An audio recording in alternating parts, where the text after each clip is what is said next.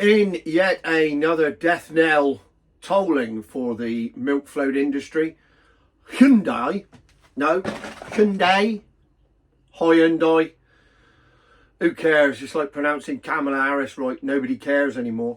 Anyway, they have unleashed the very first Western world hydrogen powered car on us. Future my arse, let's get it in early doors. I don't really get the point of it.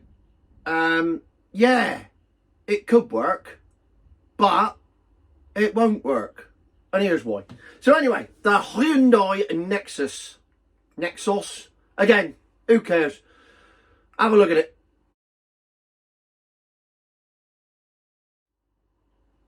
Yep, it's another dull as shit, boring SUV crossover, looks the same as every other bloody car on the road. What a pile of crap. God, it's boring.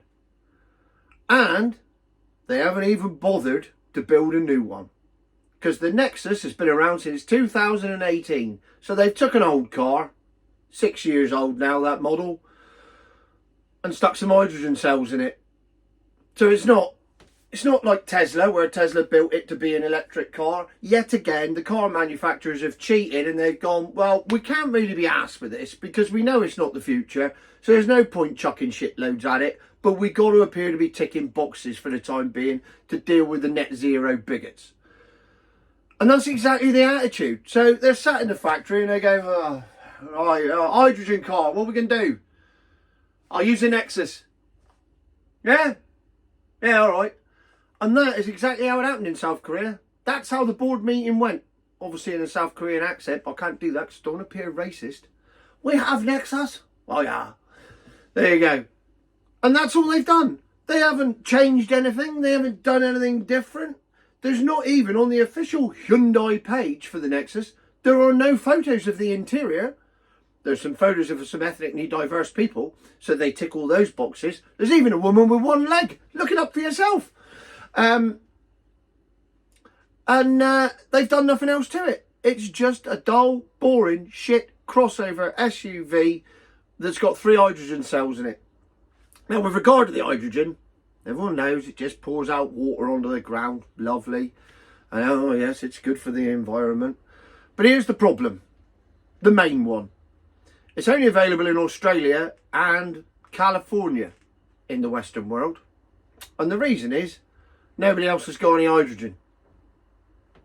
I mean, it's the most abundant thing in the atmosphere, isn't it? Or is that nitrogen? See, I'm not a chemist. So, you can't have one in Europe because there's no hydrogen to fill it up. You can't have one in the rest of the world because there's no hydrogen to fill it up. California apparently got about 2 hydrogen fuel cell stations. So it's just as impractical as having a milk float with regard to that. It will go slightly further. According to their figures, you can get 450 miles out of it.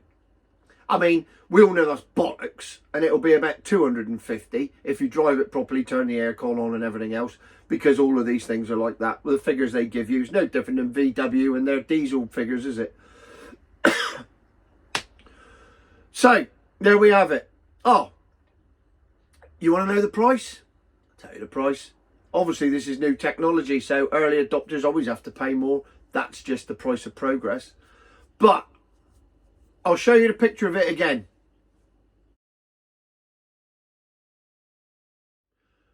You're honestly telling me you want to pay 70 grand for that? 70 grand. And that's not even the British price. That's the equivalent in Australian and American dollars. So by the time we get it over here and the government chucks all their tax off it, on it, it'll be 80 grand. And then they'll offer you a tax break on it, bringing it down to 70 grand. So it's still 70 grand. But nevertheless, think of everything that you could buy for 70 grand or less. Quadrifoglio, for example, Alfa Romeo Quadrifoglio, or 2 Giulias, and have much more fun. Or have a Giulia and a Tonale.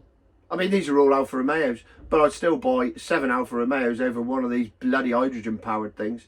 You are literally buying that, and if you drive around in one of these hydrogen powered things, you are literally saying, I'm a knob.